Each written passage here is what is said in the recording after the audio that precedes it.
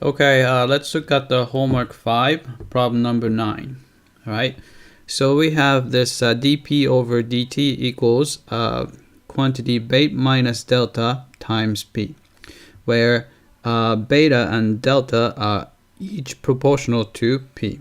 All right, so this means that beta can be written as some constant times p. All right, then the delta can be written as some other constant times p. All right, so if you combine these, you're going to get say beta minus delta is simply k1 minus k2 times p. So it's probably easier to just call it, let's call this constant here k. All right, so that would be kp. Right, so therefore we can have this differential equation. So dp over dt is equal to, all right, so this is kp, so it's going to be just a kp times p, so kp squared. All right, so this is a separable equation, so we can solve it. So let's go ahead and do that. So this is divide by p squared, so you will get the 1 over 1 over p squared, and actually, can I write it as p to the negative 2 dp over dt, which is equal to just k. Right, then we can integrate it with respect to time t. So integrate it with respect to t, integrate it with respect to t. Then you can cancel dt here and the dt there.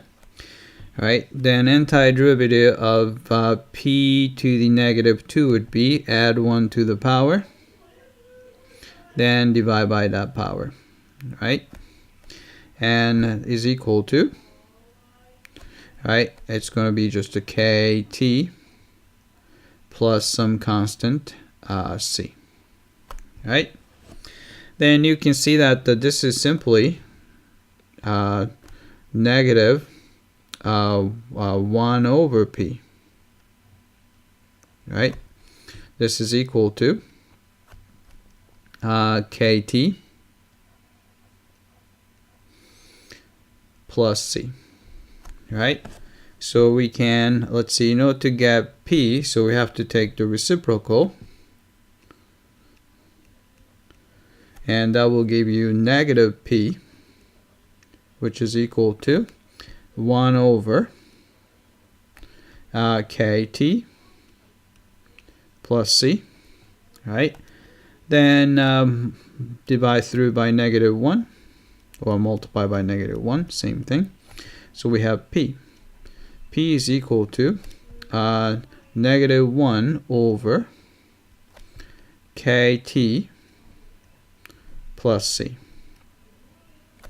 All right, so initial population is p0, so let's plug in p0. So t equals 0. So if t is equal to 0, and p would be p0, is equal to, right, you plug in, so it's going to be negative 1 over c. All right, so we can easily find c by taking the reciprocal of both sides. You have a 1 over p0 is equal to negative c. Then we can just divide through by negative 1 to get c. So c is equal to negative 1 over p0. All right, so the p0, we plug in c here, so we have a p of t is equal to negative 1 over kt minus 1 over p0, right? So since it looks terrible, so I'm going to multiply top and bottom by, let's see, maybe I should write it here. I'm going to multiply top and bottom by, say, negative P0. Right? As long as you multiply top and bottom by the same thing, then we'll still have the same fraction. So you have, so P0 on top. Right? So that so negative P0 times negative 1 over P would be just 1. And a negative P0 times KT would be negative K P0 T. Right? So you can see that we get exactly what we wanted, which is here. Right? So we got that. All right. So that was part A. All right. Part B. Right, I haven't really explained doomsday, but what happens at doomsday is that you're going to have the explosion of the population, right? So we want to see when this function is going to explode. So when the denominator becomes 0, right? So in this case, P0 is 6 and 9 rabbits after 10 months. So we can use this information to find the k, and the P0 is a given, and set these guys equal to 0. So maybe I'll do that. So it's 1 minus k P0t, right? Set that equal to 0, right? So t is going to be equal to 1 over k times P0, right? So I'll let you find that. P0 is 6, so we already know that. And the K you need to find from this information right here. All right, that's it. I hope that this will get you going.